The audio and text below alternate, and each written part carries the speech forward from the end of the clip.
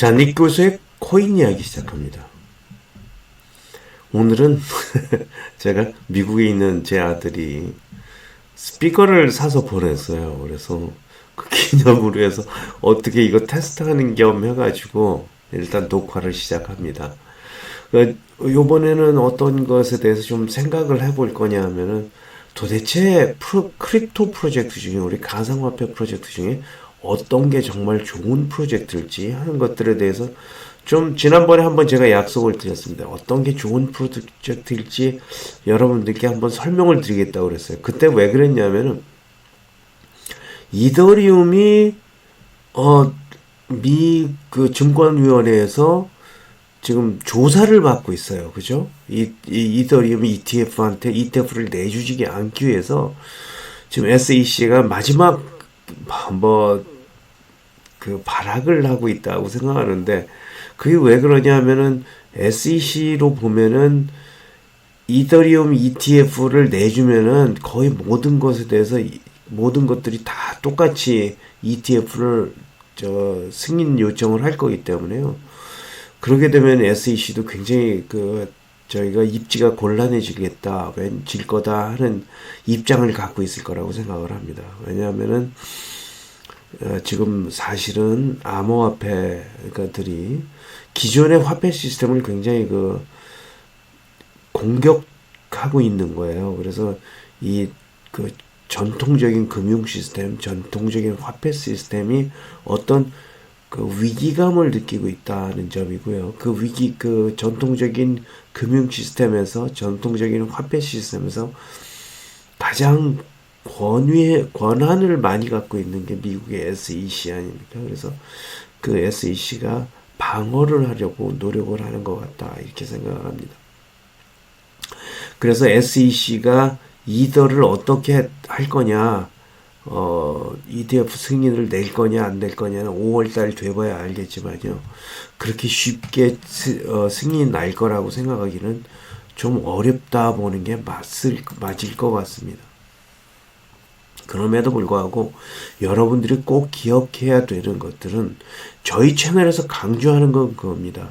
여러분들이 화폐와 그 작동 원리를 모르면 여러분들은 노예가 되는 겁니다. 노예가 돼요.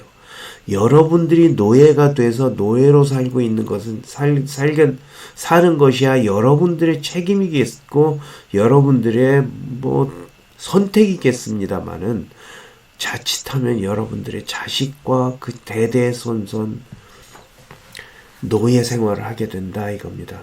마치 미국의 흑인들이 노예로 팔려와서 미국에 팔려가서 흑인이 노예로 시작해서 지금도 가장 하층민 생활을 하고 있지 않습니까? 그래서 지금 여러분들은 아시는 분은 아실지 모르지만 흑인들의 3분의 1이 25살이 되기 전에 감옥에 한 번씩 갔다 옵니다.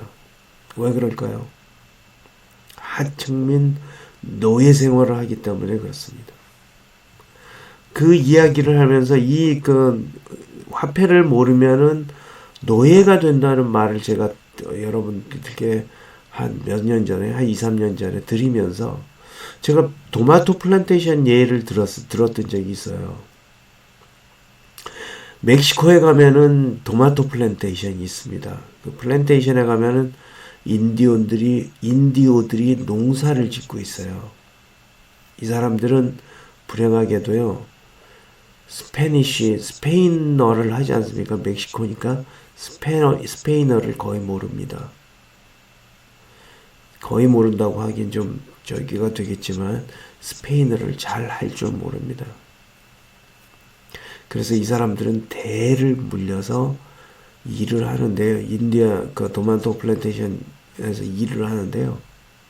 이 사람들이 스페인어를 잘 못하는 이유가 뭐냐면은 학교를 가본 적이 없어서 그렇습니다.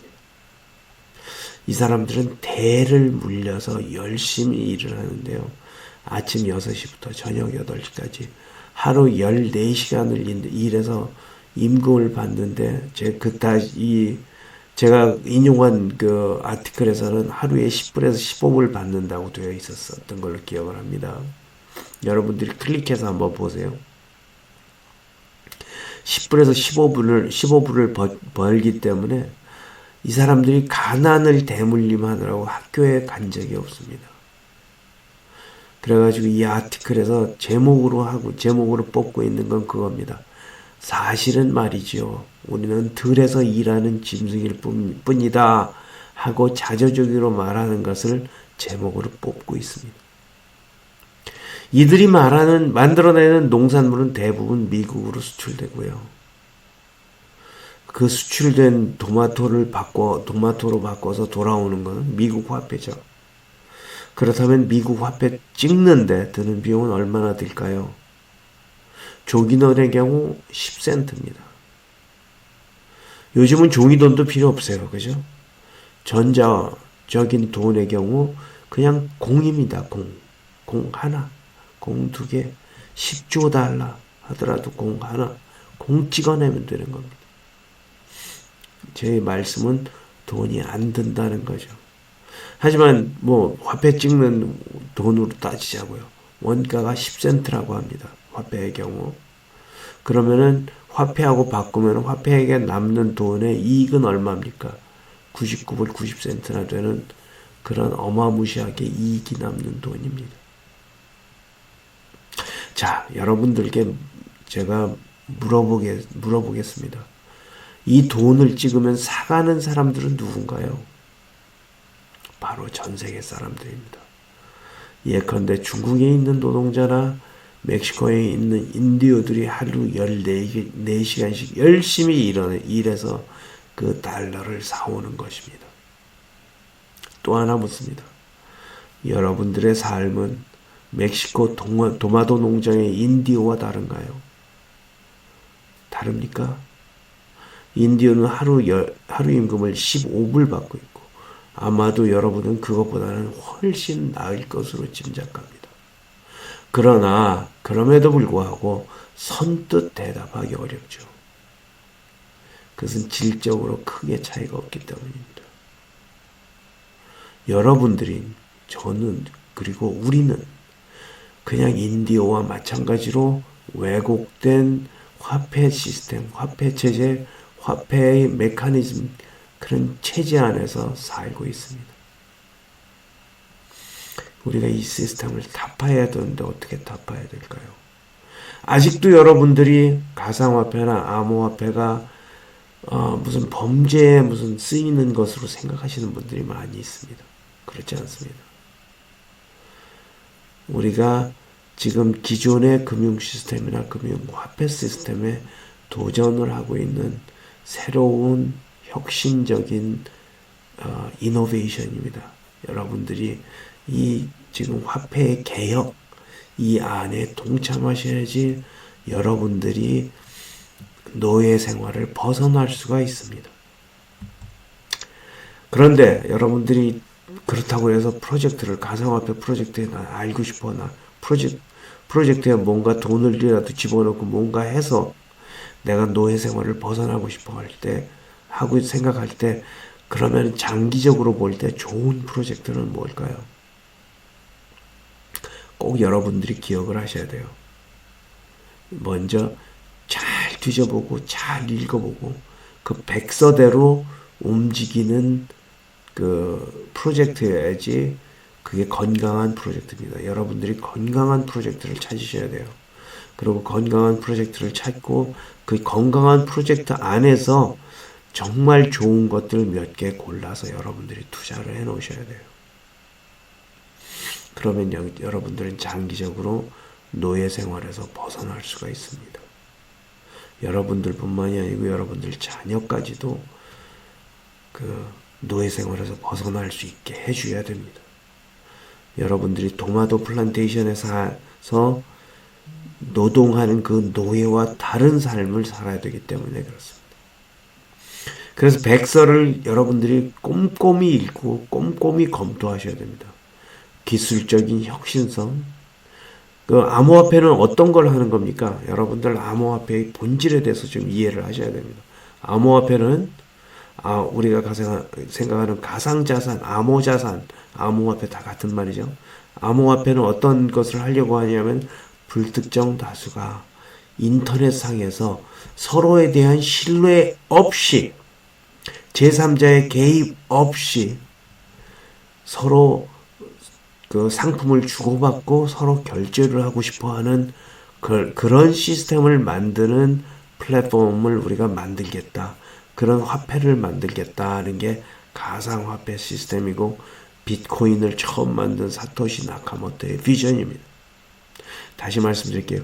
불특정 다수가 이 말은 여러분들이 모르는 인터넷상에 누군가하고 트러스트 없이 신뢰 없이 상대편에 대한 신뢰 없이 제3자의 개입 없이 상대편에 대한 신뢰가 없이라는 뜻이 굉장히 중요합니다.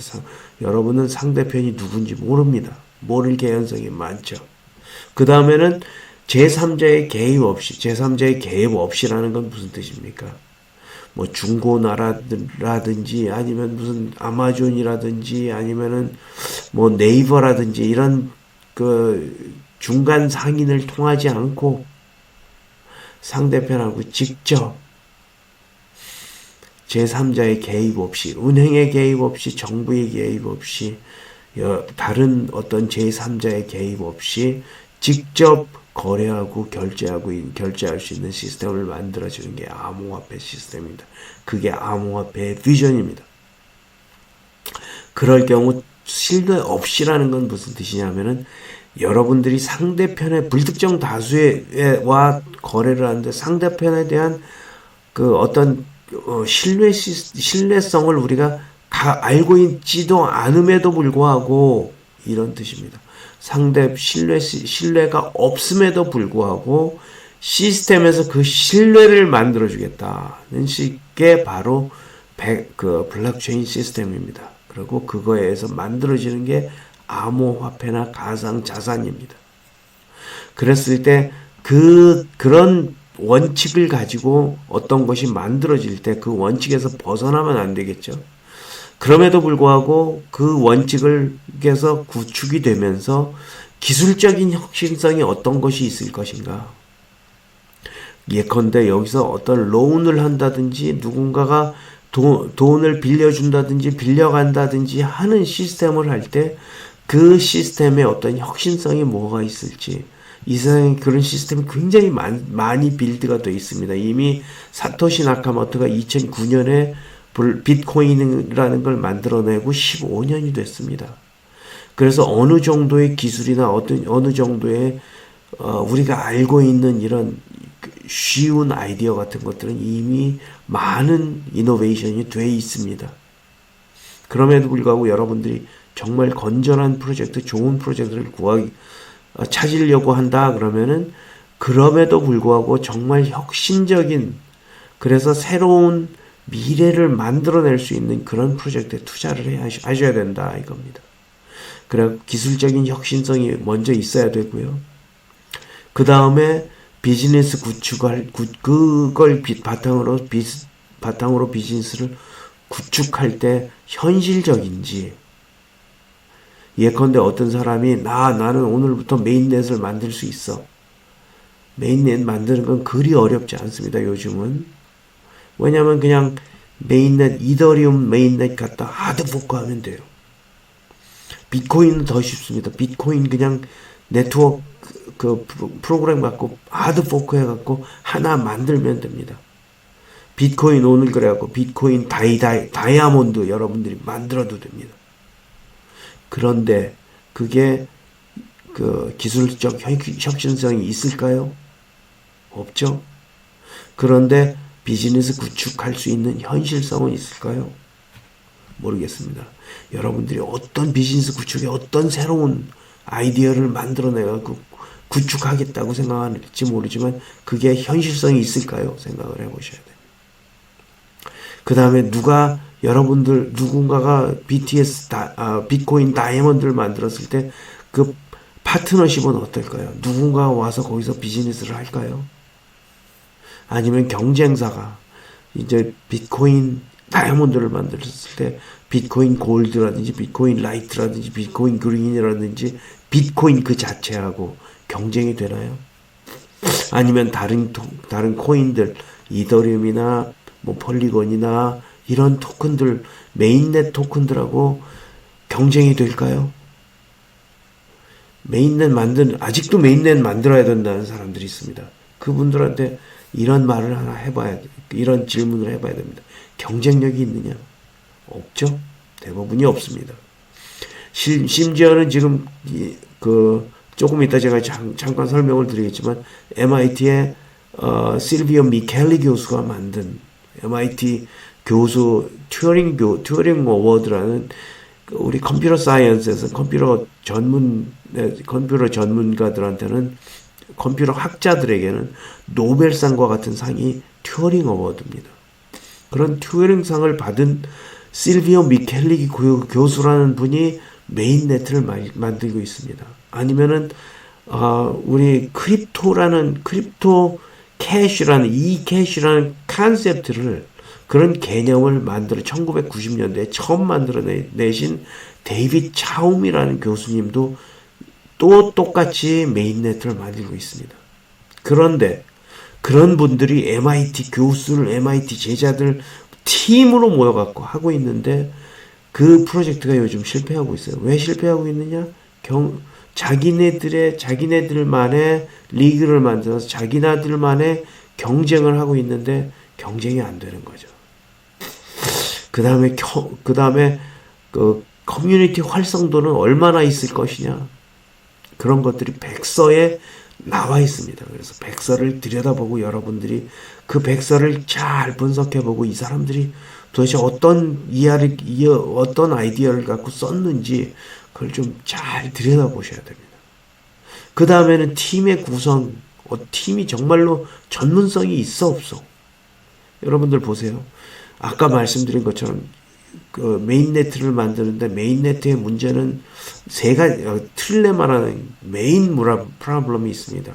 트릴레마라는 문제를 풀기 위해서 대부분이 메인네트가 헌신을 하고 있는 겁니다. 트릴레마 문제를 풀 때 팀의 전문성이 있을 것이냐? 팀의 전문성이 컴퓨터 백그라운드가 있어야 되고 뭐 있어야 되고 아까 얘기한 것처럼 MIT 컴퓨터 교수들하고 컴퓨터 교수 그 제자들이 만든 토큰이 네트워크가 메인네트가 있단 말입니다. 그런 사람들의 전문성을 우리는 알고 있죠. 아니면은 코넬 대학교 교수가 자기 학생들하고 만든 아발란치라는 네트워크가 있다는 이겁니다. 그런 것들과 같이 그런 전문성을 볼 때 그 전문성과 경쟁이 될 것이냐. 그래서 기술적, 사업적, 마케팅 그런 노하우들이 정말 축적이 잘 되어 있느냐 하는 게 프로젝트에 여러분들이 봐야 되는 좋은 프로젝트를 고르는 표준이 되는 겁니다. 그런데 더 중요한 것들은 우리가 크립토 암호화폐의 원칙을 벗어나지 않아야 된다 이겁니다.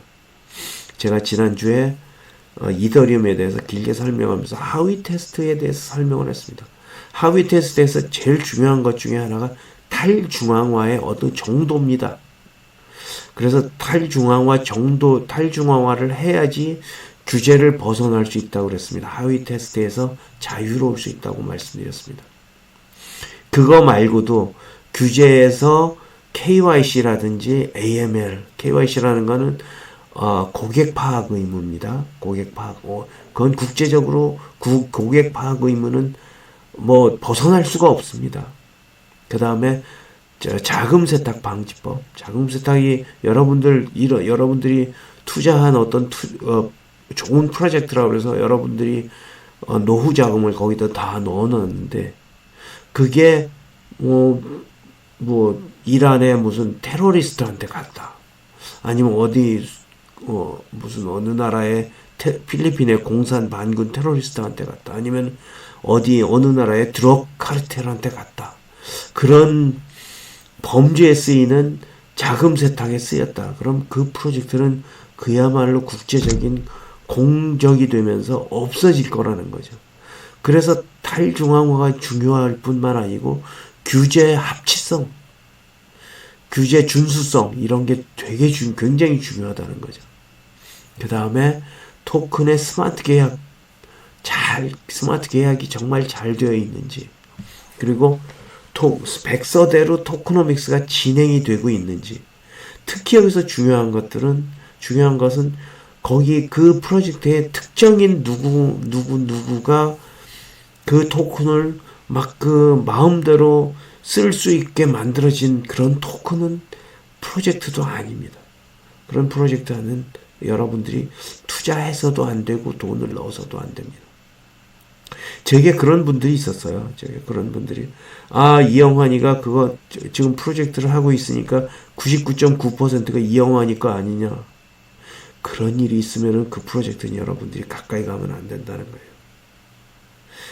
여러분들이 지금 제가 얘기할 때 한국에 있는 많은 프로젝트들, 뭐 전 세계도 다 비슷합니다만은, 프로젝트 중에 어떤 프로젝트들은 정말 기가 막힐 정도로 오너가 처음 시작한 그 오너가 그냥 주물럭 하는 게 있습니다.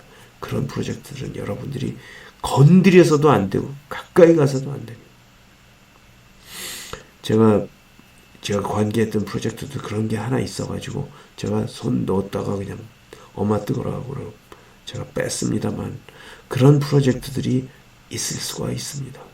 그리고 그런 프로젝트는 건강하지 못한 프로젝트고 끝내는 그냥 먼지가 되어버리는 수밖에 없는 프로젝트들입니다. 그래서 백서대로 움직이고 있는지, 백서대로 토큰이 분배되고 있는지, 백서에 누가 컨트롤할 수 있게 되어 있는지, 스마트 컨트랙트에는 혹시라도 구멍을 만들어서 뒤에서 빼가는 구조는 없는지, 그런 것들을 여러분들이 확인을 해보셔야 됩니다. 그래서 스마트 계약 그 프로그램으로 되어 있는 거하고 백서에 써 있는 거하고 서로 일치하고 있는지 여러분들이 확인을 해보셔야 됩니다. 어떤 분들은 저한테 그걸 가지고 제가 99% 컨트롤하고 있다고 하면서 저를 협박하는 사람들이 있어요. 그런 분들과는 저는 상대도 안 하고 있기는 합니다만, 그런 분들한테 휘둘리는 그런 프로젝트들은 가까이 가시면 안 됩니다. 자, 그 다음에 제일 중요한 건 보안에 대한 대비가 제대로 되어 있는지. 그 다음에 제일 중요한 건 법적 준수. 아까 법적 준수 이미 말씀을 드렸습니다. 규제 합치성 얘기할 때 법적 준수 굉장히 중요합니다. 그렇게 해서 만들어진 프로젝트들이 어떤 프로젝트냐, 여러분들 하위 테스트가 그 중에 하나, 가장 중요한 하위 테스트가 SEC에서 보고 있는 테스트입니다. 제가 지난주에 충분히 설명을 드렸어요. 이게 지금 제3자의 노력으로 수익이 나는 거냐, 아니면은 여러분들의 노력으로 수익이 나는 거냐. 이더리움 같은 경우는 이더리움이 그 채굴 방식으로 쓸 때 마이닝 그 채굴기를 써서 채굴기를 돌려서 퍼즐을 풀어야 되지 않습니까? 채굴기를 써서 퍼즐을 풀어갖고 그 퍼즐 푼 대가로 그 인센티브를 받았을 때, 채굴자들이 인센티브를 받았을 때는 하위 테스트는 네 번째, 이익이 창립자의 노력으로 나오는 게 아니고 채굴자가 퍼즐 푸는 노력으로 나옵니다. 그런데 이더리움 2로 바뀌면서 프루프 오브 스테이킹으로 바뀌었어요. 스테이킹 형태로 바뀌었다는 거예요. 그래서 프루프 오브 워크에서 프루프 오브 스테이킹으로 바꿨을 때 바뀐 게 그거잖아요. 돈 넣어놓으면은, 사실은 우리가 문제는 POW, 프루프 오브 워크 같은 경우는 뭐가 문제였냐면 퍼즐 푸느라고 전기를 너무 많이 쓰는 거예요.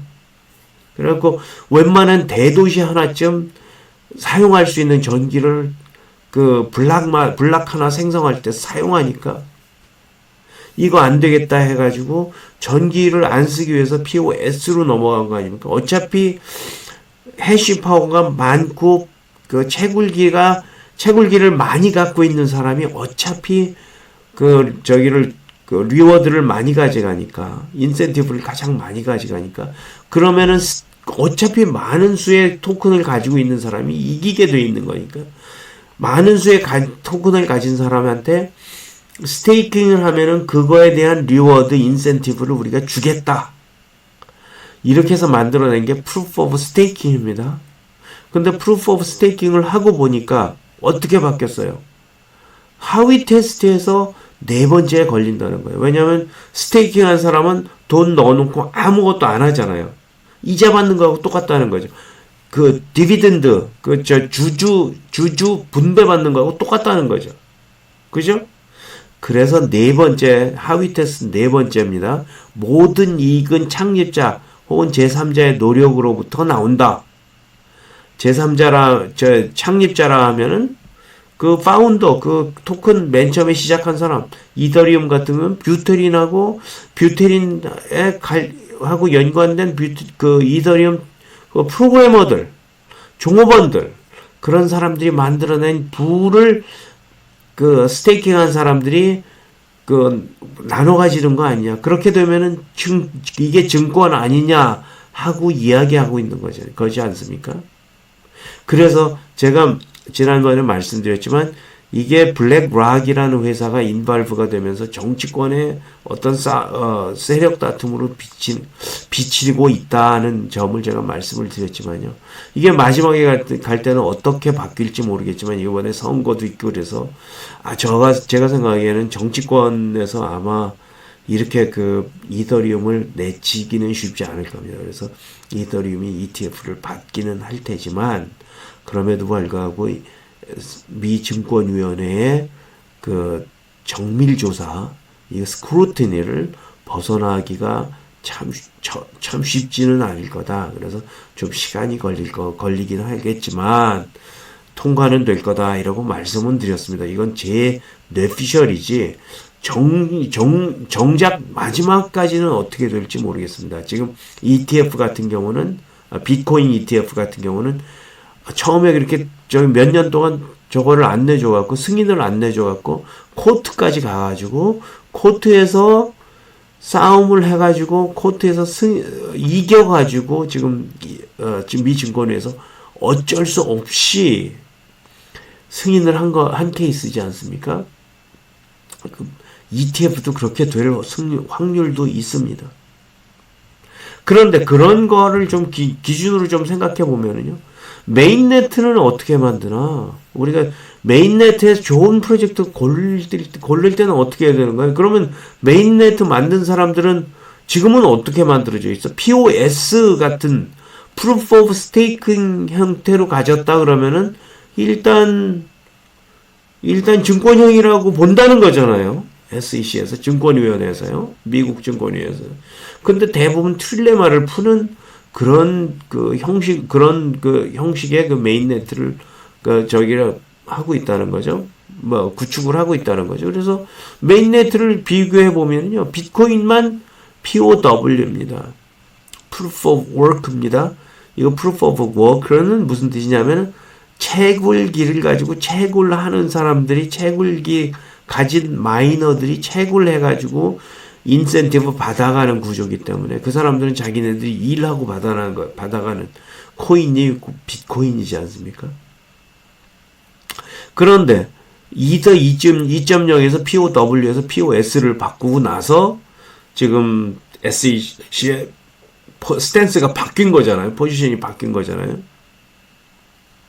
그렇다 그러면은 카다노, 솔라나, 에발런치, POS 이런 컨센서스 프로토콜은 대부분 POS에 가깝습니다. 이런 것들이 대부분 POS에 가깝기 때문에 POS에 가까우면은 증권형으로 분리되는 거 아닌가 이런 생각을 할 수밖에 없게 돼 있어요. 그래서 또 되게 재미있는 거는 EOS를 만든 DPOS나 폴카닷을 만든 NPOS 같은 경우는 어떻게 하냐면은 그러지 말고 우리가 스테이킹 할 수 있는 권한을 가진 사람들만 그 블락을 생성하게 하자 그랬고 스테이킹 하는 사람들이 21명밖에 안 됩니다.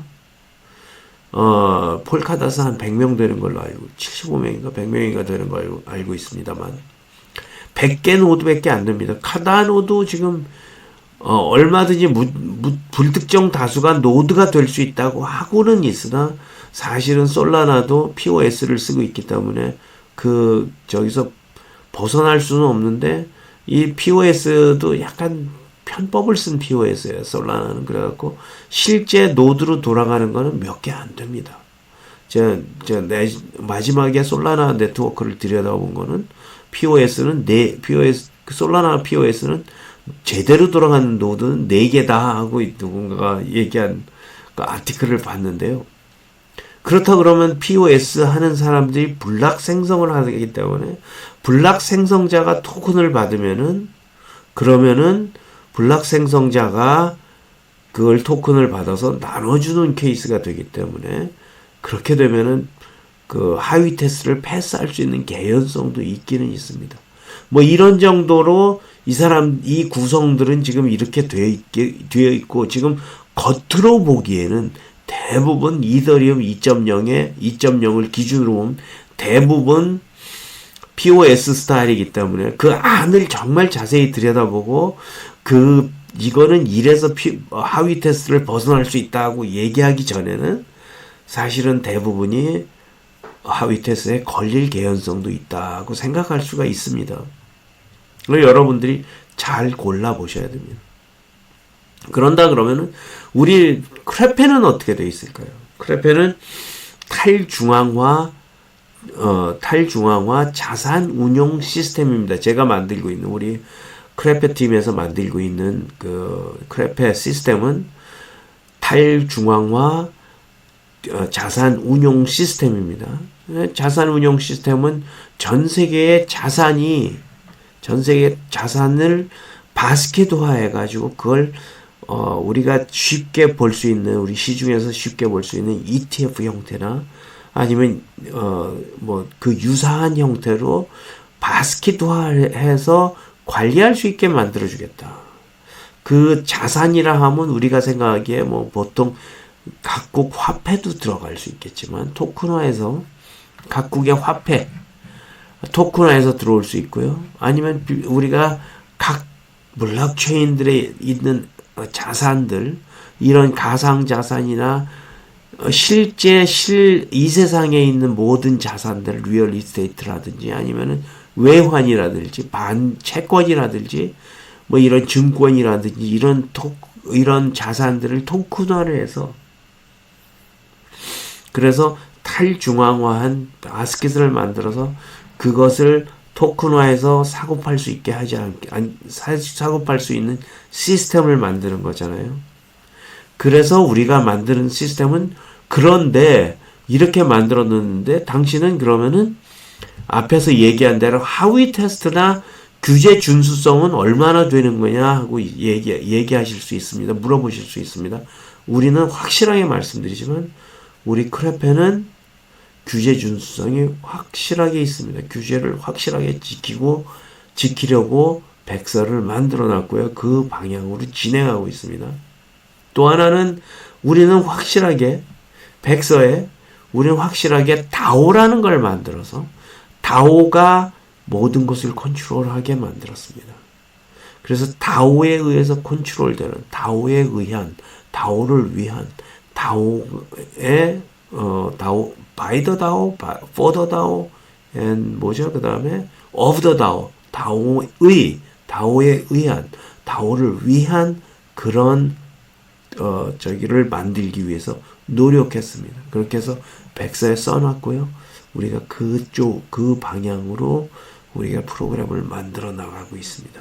그런 점에서 우리는 하위 테스트도 통과할 수 있고 규제 준수, 규제라는 거는 KYC, 고객 파악 의무, AML, 자금 세탁 방지법 의무, 그거 이외에 고객 정보 보호법, 보호 의무 이런 것들을 지키는 그런 구조가 만들어져 있다 이렇게 말씀을 드릴 수가 있습니다. 오늘은 여기까지 하겠습니다. 감사합니다.